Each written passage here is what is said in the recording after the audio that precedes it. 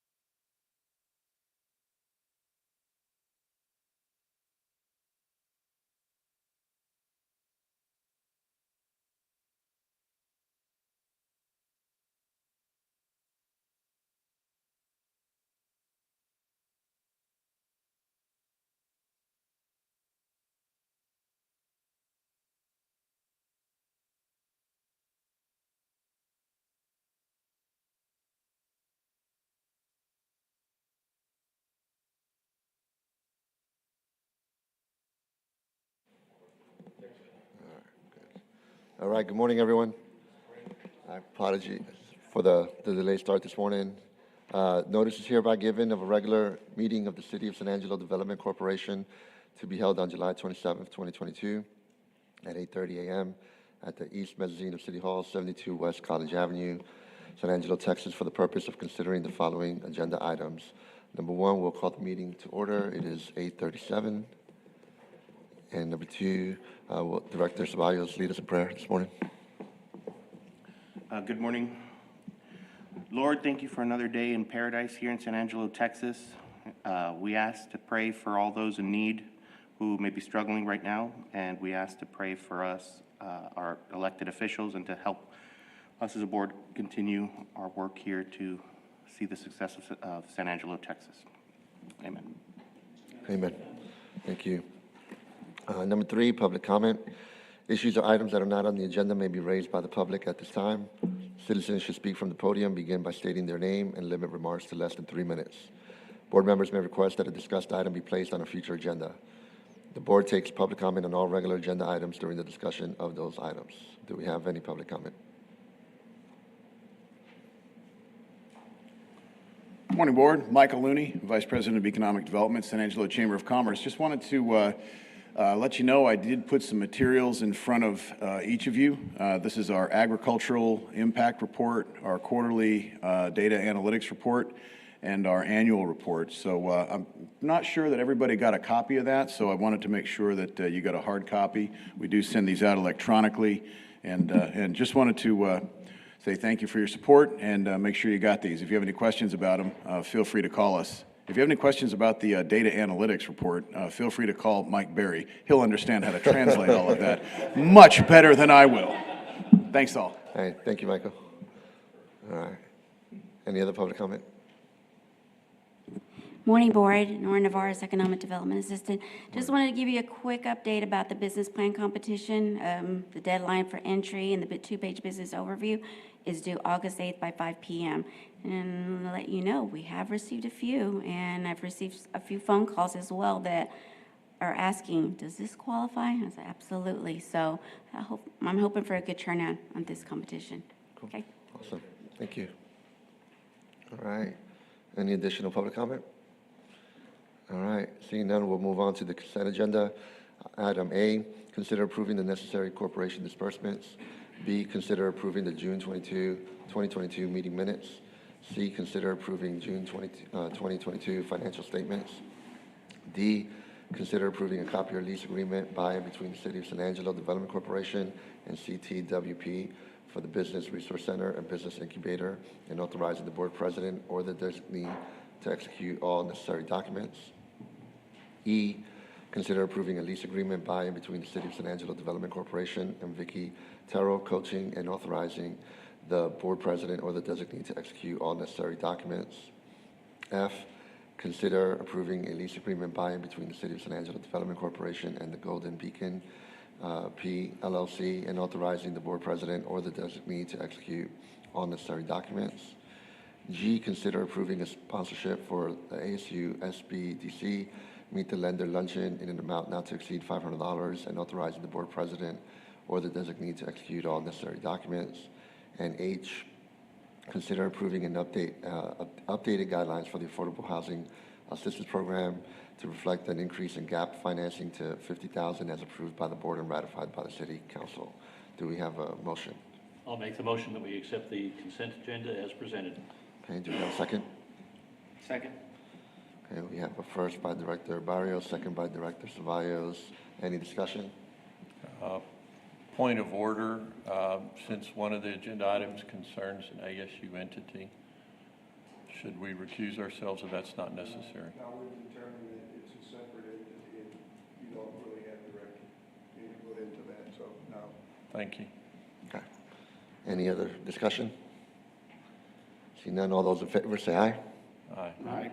Any opposed, say nay. Nay? None? Motion passes. Thank you very much. Moving on to regular agenda item number 5. A, update on parks and recreation projects funded by half-cent sales tax. Presentation by Carl White. Yes, Carl White, Parks and Recreation Director. Morning. Okay, making sure I knew how to work that.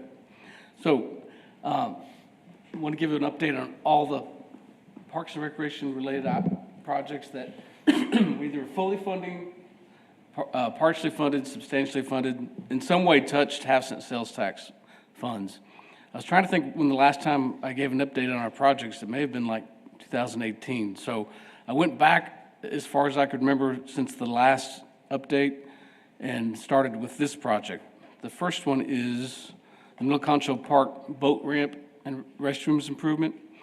This is one project that was just partially funded with half-cent sales tax, but this project included a new 4-lane boat ramp, parking, lighting, sewer line, and restrooms. Here's the location. If y'all are familiar with Lake Nasworthy, Middle Concho Park, take Red Bluff Road all the way out until it tees with the park. And if you keep driving, you'd run into the lake, which is where the boat ramp is. What was there before was a 2-lane boat ramp and a restroom facility, smaller restroom facility that was on septic tank. So when we redid this project, we decided to make a nice new 4-lane boat ramp with parking, new restrooms, with shower facilities because the public had expressed a desire to have those because you're out there camping and no place to clean up, so the showers are nice. lighting, and a sewer line. The last restroom was on septic. We had to tie it into sewer, and we had to go some distance to do that. 4-lane boat ramp, courtesy docks on both sides, restrooms, parking, lighting. It was a successful project. This project, my records show, and it's a few years back, it was only about $11,416 that came out of house and sales tax.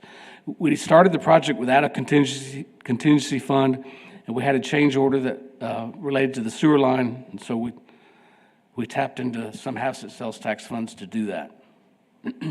That's the first project. Second project recently completed is the renovation of Brentwood Park. This was fully funded. I say fully funded, but this was an in-house project, so city staff did all the work. The improvements included a new playground, a new pavilion, new benches and tables, new walkways, irrigation around the common area, refurbishment of the tennis courts, and improved lighting. Brentwood Park is located near the intersection of Howard and Forest Park in the northwest part of the city. It's long. It follows a drainage canal down to the pond at Jefferson Street. It's not far from Cornerstone School. Currently, it has a disc golf course there as well, 9-hole disc golf course. And as you can see, we put in walkways that pretty much circumscribe the entire park. Here's a look at the new walkways. This park does have portable restrooms. We constructed a new enclosure, refurbished the tennis court, more of the walkways, and you can see the drainage canal. We put in a small parking area for accessibility primarily, as well as some drainage. There's the playground. It's kind of new, different, unique play equipment. The pavilion. And the only thing still outstanding with this park, we still see some orange fencing in the background. We're trying to finish the irrigation system, and the irrigation is just there at the common area, the pavilion, the playground, to make it a nicer area. That's Brentwood. Next one is Unidad Park Playground Replacement. You may have heard about this project. We recently finished it. Substantially funded by house and sales tax. We leveraged that to get a Health Foundation grant, and we had for 2 years in a row, we did the San Angelo Gives campaign and got about $6,000 from that to do this project. We didn't renovate the entire park. It was just a total replacement of the playground. Y'all are familiar with that park. It's got all the accessible equipment. It was finished in 1997, and it was, if you've been out there, you can see that it was showing its age. And so a few years back, we rounded up the funds to do the project. We also added new turf around the area, a washer pitching area, and new benches. And it's got the same fall zone area, the nice cushy stuff. It's called Port in Place. Unidad Park off College Hills Boulevard. It's kind of become a recreational hub for the city with that park, the Red Arroyo Trail, the dog park, the next level sports. It's kind of a cool place in the city with lots of different recreation. Here's the playground, the new equipment in the fall zone area, and the turf.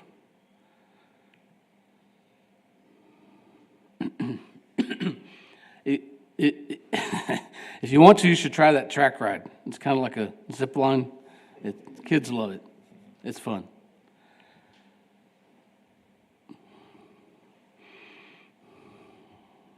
That's Unidad. The only thing that was original that we kept was Carl's Fort. You can see that in the background. Named for Dr. Carl Weiner. There's the irrigation and the new turf and the washer pitching area. Next project, Riverbank Stabilization. This is kind of following the river improvement project that we did in 2013. We had some sales tax funds left over from that project, about $200,000. Since then, council's authorized some additional funds, and we also have a TCEQ grant for some of this work. Looking at the map, this doesn't, well, down on the left is, you can see Celebration Bridge and Oak Street. That's pretty much where the bank stabilization ends. Our goal is to work downstream from Oak Street to go as far as we can to Bell Street.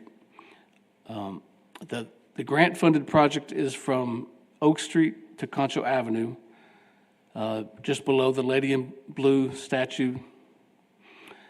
This stretch, we have addressed some hot spots where there's been erosion, so we've already gone in and put some riprap to secure those areas. But there's other areas, especially behind the funeral home, where we've lost walkway because of erosion. So we want to tackle that. So we're working on the designs now. It's a slow process because we have to do what's called a CLOMAR or LOMAR, which is a conditional letter of map revision, and then a letter of map revision based on the work that we intend to do. Will that affect the floodplain? And of course, that affects insurance, flood insurance. So you have to be very, very careful, very specific about what we plan to do. Will it affect that? And the goal is to have no effect whatsoever. This first stretch from Oak Street to Concho Avenue, we also intend on the north side of Concho Avenue to put in a pedestrian bridge, essentially using the leftover money from that river project, the $200,000, to create a walkway that goes under Concho Avenue to connect to the river trail, so you don't have to climb up on the bridge to go over. And then with the funding that we have, we hope to get as far up to the point there you see at the bend, the first bend. To go farther, we're going to have to get some additional funds, and we'll seek that likely from City Council when we get farther along with the design. That's the area we're focusing on. And just to clarify, we're only going to address the banks where city property is, and one exception is below the municipal court, the police station. We're not going to address that area. It's pretty well covered with vegetation, and it's pretty well secure. So we're looking mostly on the west side for the lower section, and then on the east side on the northern section. Next project. Pass these up. One slide may be difficult to read, but so I made a printout, but the printout's difficult to read too, so you may need your glasses. So this is one project was ballot related from the last ballot.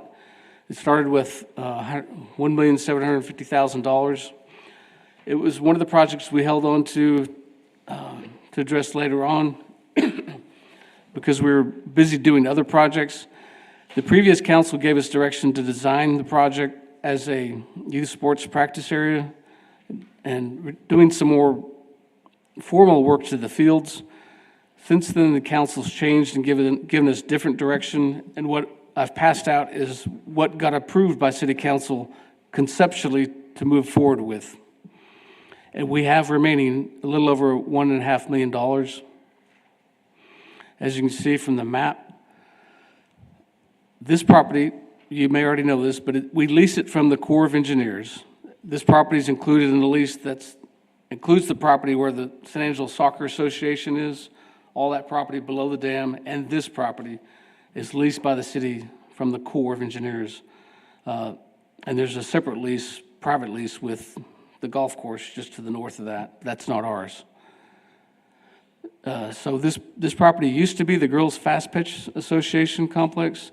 When they moved over, when we did the Texas Bank Sports Complex in 2009, it vacated this area except for one field on the north, which Northern Little League uses. And since then, it's been open to the public, but it's not in very good condition. It's not that it's unsafe, it's just not a place you want to go take the team to practice. So what we want to do is come in there and make it more usable to the public. make some good practice fields, fix up the baseball field for Northern Little League. In that lower area, create a big open area where you could practice flag football and soccer, or just have open recreation. A key thing council wanted us to do was to include a bridge that connected to Kirby Community Park on the south, and you can see that on the map. Add some walkways, add some restrooms, and we have some additional area that we're looking to sublease to a BMX group, BMX bike group. You see that on the north side. And if that's successful, they could possibly expand into that area number 15. Maybe a little bit of improvements to the parking lots as well.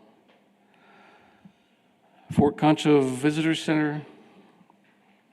We started off with $1 million. Some money went to the cultural district study that helped make official the cultural area. And then some funds went to doing some conceptual designs, schematic designs to figure out how we could turn Barracks 1 and 2 into a visitor center, more so than it already is. And then more recently, some of those funds went to, with a little bit of insurance money, re-roof both of those barracks. So our next step is to do some construction documents so that we can move forward with fundraising to actually implement this project. Right now, Fort Concho's concentrating more with the area foundation to reconstruct Barracks 3 and 4 in the open area you can see on the map. But this project is Barracks 1 and 2, shown on the map. The first two barracks off Oak Street. You can see the new roofs.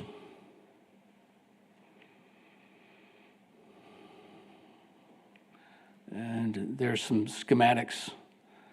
I should have brought a map of that too. But it shows, a theater space, exhibit space, a gift shop, office areas at the entrance. So we're excited about this project and hope to have it move forward the next few years. The next project is the design for the sculpture garden improvements, $75,000. That's the design is complete. The next step is to figure out if we want to raise money to actually implement these improvements, which we expect to cost at least $1.5 million, maybe a little more. This is Sunken Garden Park, where the sculpture garden is. As you may recall, it was Richard Salmon who kind of helped push this project along. He's the one who helped start the sculpture garden with the Art Museum, and he helped fund it in its early years. He has since moved, and I don't know how much energy and desire I don't know how much energy and desire he has to keep moving this forward, but we need to have a conversation with him and Howard Taylor to see if we want to move forward with fundraising. Some of the improvements include a parking area, landscape areas, possible small event area where we could have art events, walkways, sculpture plinths, lighting, and that's it for the sculpture garden design. We're at the end of our parks improvements funds, and the last two projects with those funds are the renovation of Brown Park and Santa Rita Park. With council's direction back a few years ago, we've allocated $50,000 for Brown Park renovation. The good thing is we've already done some of those renovations in-house. We've already replaced the irrigation system, made improvements to the tennis courts, converted tennis courts to pickleball as well, improved some lighting. So now what we're doing is working towards doing some improvements to the walkways and adding some play equipment. That will be the next park renovation project, likely to start next fall, next winter. There's Brown Park. It is at Lincoln and Johnson. and Santa Rita Park next to Santa Rita Elementary. There's Brown Park. It's a small park. We're looking to add the play equipment on the southeast corner. Santa Rita Park renovation, I think this is the last one, about $150,000. Add some walkways, renovate the park drive, improve lighting, renovate the tennis courts, add some irrigation. We very likely won't add any play equipment. There's already a playground right next to it at the elementary school. And so that project will follow Brown Park. I think that's it. If there's any questions about any of these projects? I just have a comment I'd like to make. First of all, excellent presentation, Carl. It's an excellent presentation, Carl.